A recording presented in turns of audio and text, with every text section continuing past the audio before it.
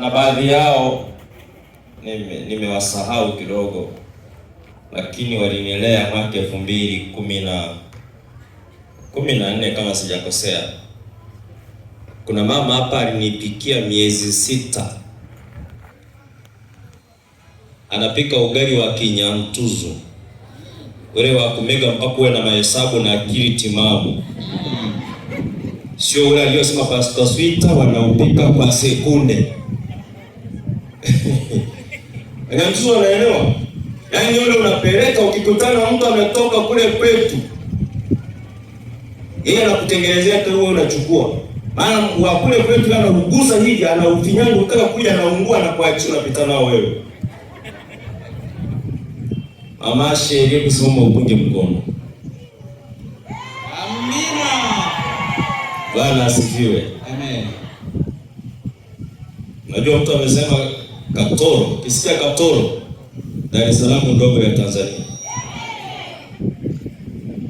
Bwana asifiwe. Sasa mtu anasema unawafagilia. Si mnasikia hata wanapoitika? Sasa tushindane kuitika. Tuanze kusema ya Runzewe sasa. Ambapo kuna matunda mengi huku. Bwana asifiwe. Runzewe inajulikana Tanzania nzima kwa matunda. Sasa na nyinyi mshangilie Bwana ili na dunia ijue Runzewe ipo. Amina. Lakini kuna rafiki yangu anaitwa Faustini. Faustini amekuwa akinilea huko Katoro. Hebu naomba upunge mkono. Ila kule Katoro tunamuita Fau. Tunaita Kikatoro Fau. Bwana asifiwe. Kwa hiyo kwaya hii nadhani na wengine watakuja. Marafiki zangu, hata kuna mmoja nasikia ameshapewa na nafasi ya uzao wa kanisa, akatengwa kwenye kanisa fulani huko, Daniel Sai, Emmanuel Rugata. Alikuwa anaimba na kwaya hii. Rugata. Wewe tulia utasikia maneno. Bwana asifiwe sana. Basi tuna furaha sana kuwaona watu wa Katoro. Lakini niwapongeze wote ambao kwa hiari yenu wenyewe mmeamua kuhudhuria katika viwanja hivi ili tuendelee kupata elimu na mafundisho mbalimbali. Bwana awabariki sana. Niwapongeze pia wafanyabiashara wote ambao mnazunguka viwanja hivi. Kwa mara nyingine tena leo mko mahali fulani mkiendelea shughuli zenu, lakini mmeendelea kujifunza pamoja na sisi. Bwana awabariki sana. Na tunaendelea kuwakaribisha hata wale ambao hawakujua kuna mikutano hii na wamekuja tu kwa shughuli zao, lakini mahali fulani wametulia wakijifunza nasi. Bwana awabariki pia. Amen. Leo na jioni hii tunakwenda kutafakari neno la Mungu. Neno ambalo linasema safari ya matumaini na vituo vya mapumziko.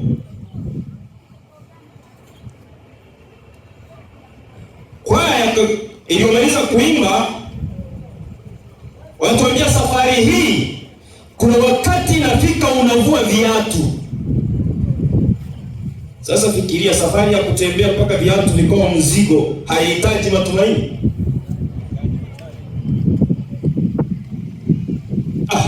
Mtu anasema utavuaje viatu? Wewe unapofikia unamwona mwanaume anatembea barabarani analia, ndoa imemchanganya, anazungumza mwenyewe lugha ambazo hazijui, hajavua viatu. Sasa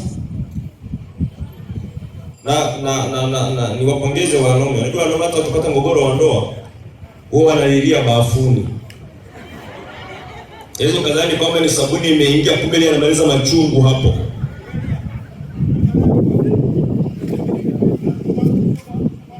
Tuombe. Baba mwema, tunakukaribisha. Kwa kuwa matumaini yanapatikana kwako kama tulivyoambiwa na waimbaji, tunaomba kuelewa namna ya kuyatafuta na kuyatumaini. Tunaomba kwa jina la Yesu. Amen. Fungu letu letu ni kitabu cha Mwanzo sura ya 3, ile fungu la 15 ndio fungu kuu.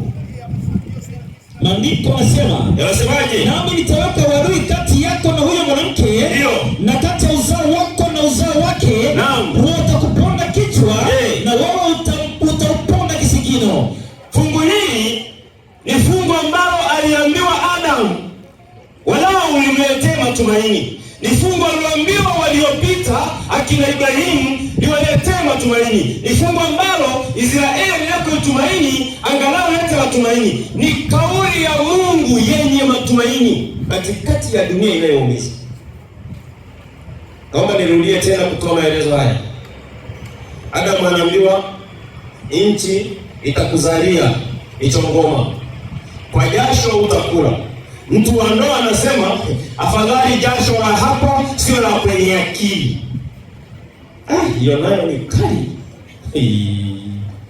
Watu wanasema kumuumbundi. Yaani inafika hatua unapitia mambo magumu mpaka umekaa chumbani unajiuliza ni mimi au ni mwingine? Yaani uamini kama ni ya kwako.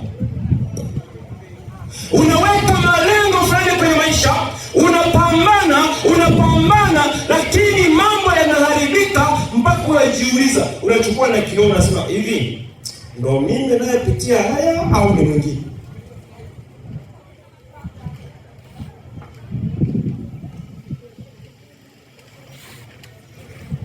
Sasa jana tukaona wakati Mungu waliatia matumaini Israeli kwenye kitabu cha Mwanzo, Hesabu 23:17 tulisoma. Waisraeli hasa wamesafiri na Musa, wamepita maeneo fulani yanaonekana kuwa magumu, wamependa naye. Inafika sehemu kwenye kitabu kile cha Hesabu sura ya 11 fungu lile la Hesabu 11 fungu la 13 na kuendelea. Musa anamwambia Mungu, hapa sikuelewi. Umefika muda unaitwa Mungu, mimi sikuelewi. Yaani Musa akili yake ina jasho. Hebu fungua Hesabu hiyo. 11 fungu la 13. Ndio. Anasema, nipate wapi nyama ya kuwapa watu hao wote? Ndio. Kwani wanilia wakisema, tupe nyama tupate kula. Ndio. Mimi siwezi kuwachukua watu hao wote peke yangu. Pole pole. Musa wamemsumbua kwenye bahari, wamemsumbua kwenye jangwa la maji, wamepewa maji ya mwambani, anafanya kila njia. Ndume ndipo zinasema sikiliza, tunataka na nyama. Alafu unajua wewe nikueleze, sikia hii. Wakati wanasema wanataka nyama, walikuwa na mifugo, ila hawataki kuchinja, wanataka Musa awape. Hebu unisaidie kufikiria, ili hata ingelikuwa wewe,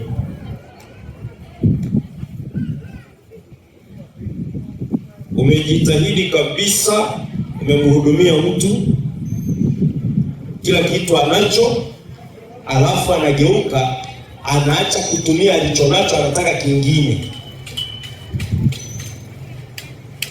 Kwani pale silikuwa ni kuchinja tu mifugo yao waliovuka kwenye bahari ya Shamu. Lakini anasema hakuna, tunataka zako. Ndio, endelea kusoma. Anasema, kwa kuwa ni mzigo mzito sana wa kunishinda. Musa akamwambia Mungu, ni mzigo mzito, na kama ukinitenda hivi, na kwamba uniulie mbali, kwamba nimepata fadhili mbele ya macho yako, nami nisione haya mashaka yangu. Yaani fikia Musa akaingia kwenye mashaka.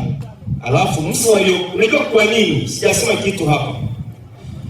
Musa aliingia kwenye mashaka mpaka akafikia hatua akasema, sasa sikiliza Bwana Mungu. Sio umesema ndio kiwasumbua watu wanajinyonga. Sasa Musa alisimamia kimzuia sijinyonge, ila akaomba rufaa ya kufa. Ninazungumza na mtu ambaye baada ya mambo kuwa magumu kwenye ndoa, ulikata rufaa ya kuondoka, na hata leo usiku utakwenda. Hiyo ndio rufaa uliyokata. Alafu namwambia nifukuze sasa. Lakini kuna wanawake na wengine siwele na masara. Eti wewe umeshinda, Alafu kijana amepanga anaondoka, alafu anakuambia, "Si unifukuze sasa. Si unapanga kwenda si uende. Sasa nifukuze sasa." Wewe mwenyewe mtangazia usiku, "Ninakwenda kwetu, hata mimi nina kwetu." Umemaliza matangazo yako. Alafu amenifukuze sasa. Niye Musa, yaani Musa akili na jasho kabisa, wanamtosha, wanamwambia kwamba tupe nyama. Inafika sehemu Musa anasema sitaki kabisa. Niwaambia jana hapa, yaani nilizungumza kibinadamu. Yule Musa alikuwa ni komando. Angejitokea hata malaika wangepiga nguru. Unasema na Mungu, kwani Yakobo alifanyaje na malaika? Sasa sitaki. Alafu mwisho anaona sasa biashara inawezekana, sema Mungu, sasa niue. Nimechoka. Tuone watamsumbua nani.